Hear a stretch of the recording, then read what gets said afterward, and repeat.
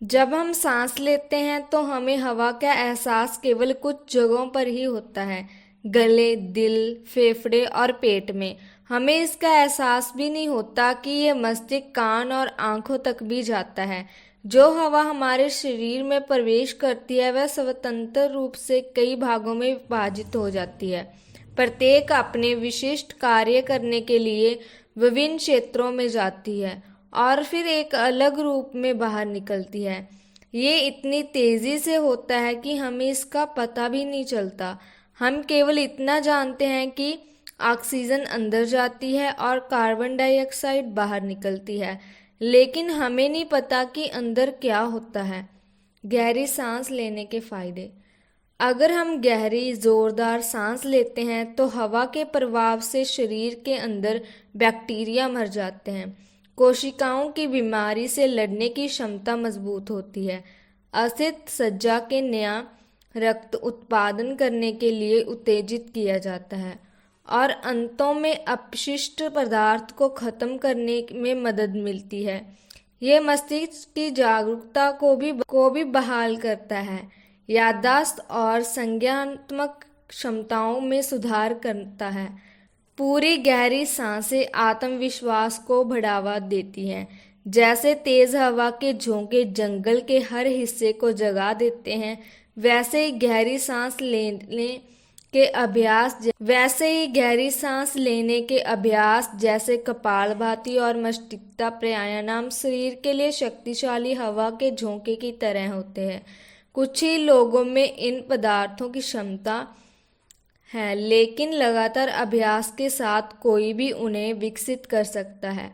केवल 10 मिनट की गहरी सांस लेने से आपके शरीर, मन और जीवन में परिवर्तन हो सकता है।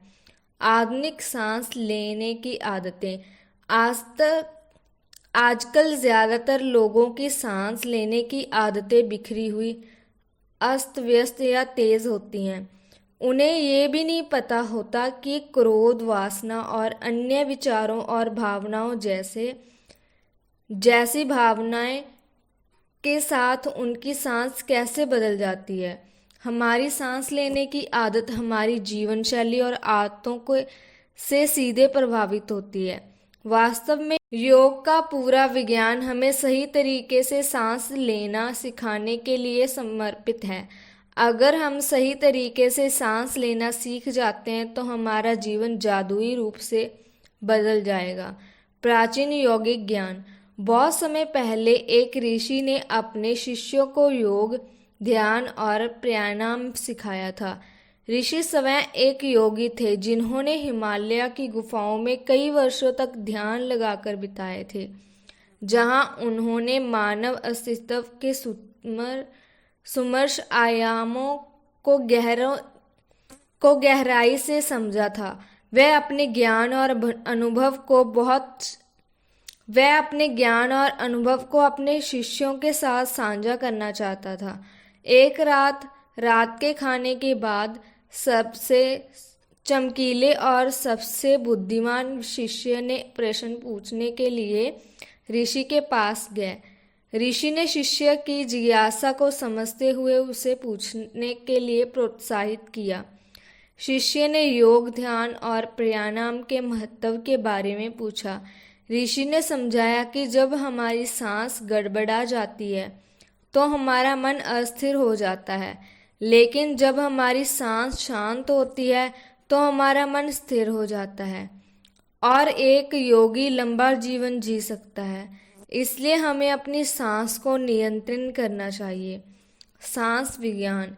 ऋषि ने शिष्य से पूछा कि क्या उसे लगता है कि हम समान मात्रा में श्वास लेते हैं और छोड़ते हैं।